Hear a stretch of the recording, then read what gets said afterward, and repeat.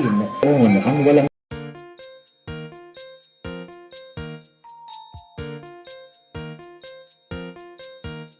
Panibagong araw, panibagong blessings.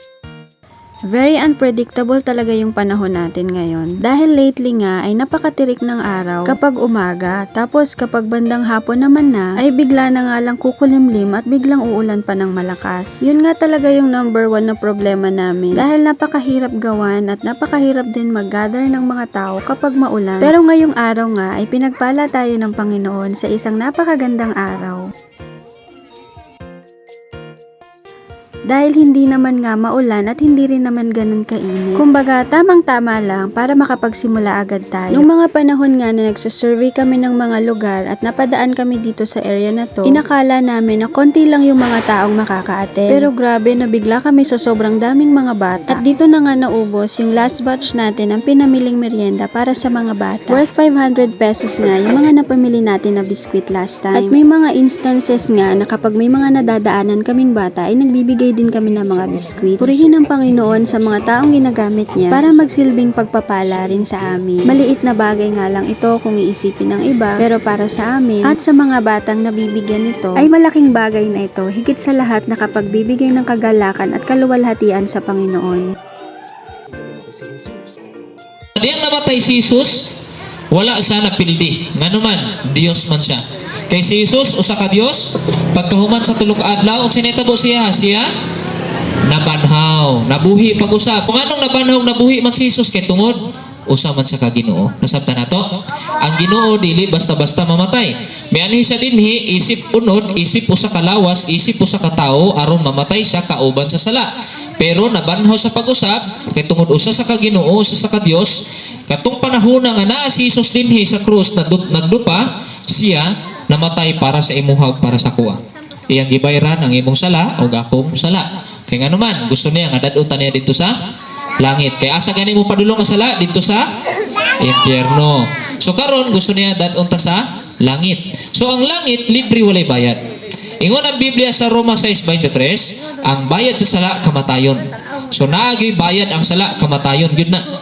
So ikaw mga bata, kamo, kung ikaw na isala, unsa may bayad sa inyong sala? Grabe po nung patyon ni mo si mama papa. Nili, bunal sa, dali-dali po ganayon. No? Basta na kay sala si mo mama papa, bunalan. Tama?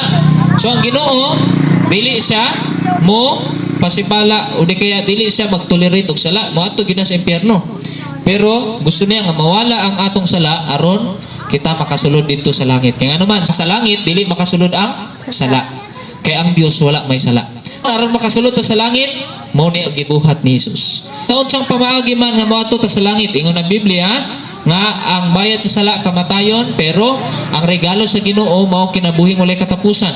So naami dinhi karon aron kamo mga ginikanan, mga kabatan-unan, kitang tanan masabtan nato nga kita gigugma sa Ginoo og libre ang langit. Pasagtan na nato ng relihiyon o simbahan nanan man na dinha. Importante nga ikaw makabaton pag Hesus sa imong kasing-kasing. Imo sang tuuhan ug dawaton karon aron nga ikaw moadto sa langit inigabot sa panahon kung ikaw mamatay man dinhi sa kalibutan. O mamatay man gyud sa kalibutan, wala ta kabalo kanus-a. Moabot man ang kamatayon, dili ta mahadlok nganuman. Di man ta mahadlok ka moadto tag impyerno. Kay kabaluta nga sa langit ta moadto. O sa unsang pamaagi gani aron moadto ta sa langit, simple lang.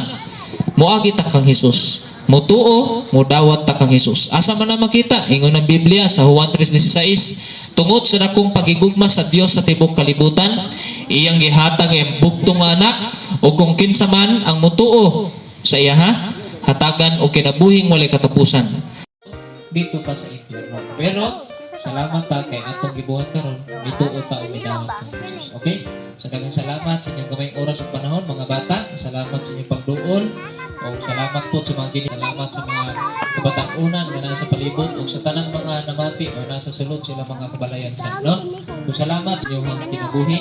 So Ginoo magapanalangin sa inyo mga bata.